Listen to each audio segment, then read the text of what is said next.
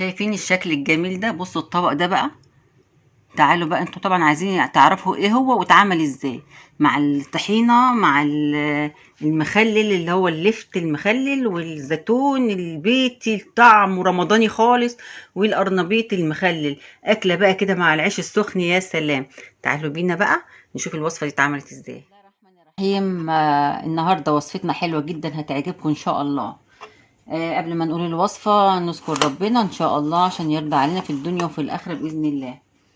لا تيأس من صعوبة الطريق، فالطريق المستقيم فوق جهنم، ولكنه يؤدي إلى الجنة.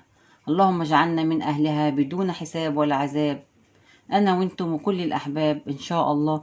آمين آمين آمين. وصلى الله وسلم على سيدنا محمد وعلى آله وصحبه أجمعين. تعالوا بقى نشوف فوائد كل حاجة من الحاجات اللي احنا نستخدمها دي عشان نعرف أهميتها. أولا الفول اللي هو ده، اللي هو من غير قشر ده، الفول هو الفول المدمس بس مقشر. ده فوائده ايه؟ طبعا هنقول حاجات بسيطة كده عشان الفيديو. الفول ده بقى مفيد جدا للقلب، وبعدين مليان من المعادن زي من الحديد والبروتين. وكمان بيقولوا انه بيساعد على الاكتئاب. مش عارفة الفول بيساعد مش عارفة بقى المعلومة دي، بس هما بيقولوا انه بيساعد على الاكتئاب، يعني المعلومة اللي انا اعرفها ان هما بيقولوا كده. كمان هنشوف بقى فوائد العدس الاصفر اللي هو ده، اللي احنا بنعمل منه العدس العادي يعني. بينظم مستوى السكر في الدم، وكمان بيقوي مناعة الجسم. واحنا عارفين ان مناعة الجسم دي مهمة جدا، عشان يعني بس الانسان اللي مناعته ضعيفة بيبقى دايما بيعيا بسرعة وكده. فمناعة الجسم دي كل ما تكون قوية كل ما انها بتكافح الامراض. فده بيساعد على انها تقوية مناعة الجسم.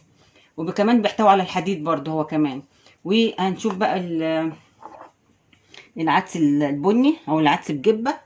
كمان ان هو غني بالمغنيسيوم وحمض الفوليك، وكمان مليان بالالياف، وبيخفض نسبة الكوليسترول في الدم. دي نبذة بسيطة كده سريعة. دلوقتي احنا كلنا بنشتكي من القشرة بتاعة الفول المدمس. بنعمل فول القشرة دي بتضايقنا جدا، وانا كمان بتضايقني. فهنعمل ايه بقى؟ جبت كوباية من الفول ده اللي هو الفول المقشر او المدشوش، نقعته، وبعد ما نقعته سلقته هو والعدس، سلقته برضو، والعدس بجبة. طبعا نسبة الفول ده اللي هو المدشوش بتبقى اعلى، بناخد كمية اعلى من يعني مثلا كوبايتين. انا عاملة كمية عشان انا بشيله في الفريزر. انت عايزة تعملي كمية اقل اعملي كمية ان شاء الله رب تعملي نص الكوباية من كل حاجة. انا بس عاملة عشان انا بشيله في الفريزر. انا خدت كوبايتين او كوباية ونص من الفول المدشوش، ونص كوباية من العدس الاصفر، ونص كوباية من العدس بجبة. هنحطهم كلهم في حلة كده، طبعا بعد ما اتسلقوا كده.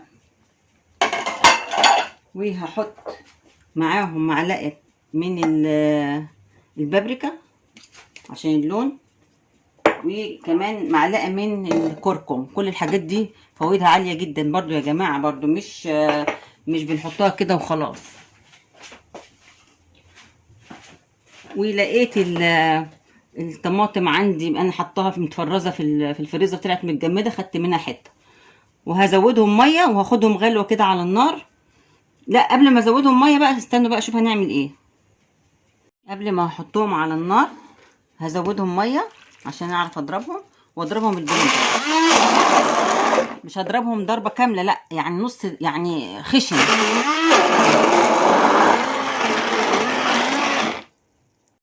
وده بقى شكله بعد ما اتضرب. قوامه طبعا تقيل، مش هنعومه في ميه، هو مش هيعوم. هحطه بقى دلوقتي كده على البوتاجاز يكمل سواه، او يعني ياخد غلوتين كده، ونيجي بقى نشوف هنعمل ايه تاني.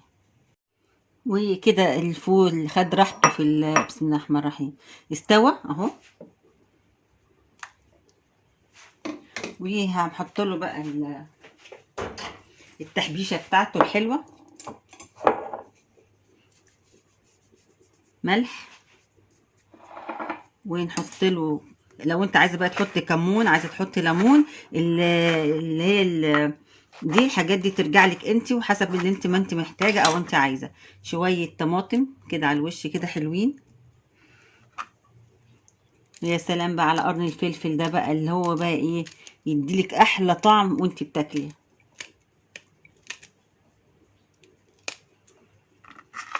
مع شوية الطحينة بقى الحلوين دول. بسم الله الرحمن الرحيم. وعليها شوية الزيت بقى. عايزة تعمليه بزيت، عايزة تعمليه بسمنة، عايزة تعمليه بالبيض، عايزة تعمليه بالبقسماط، عايزة تعمليه بأي حاجة.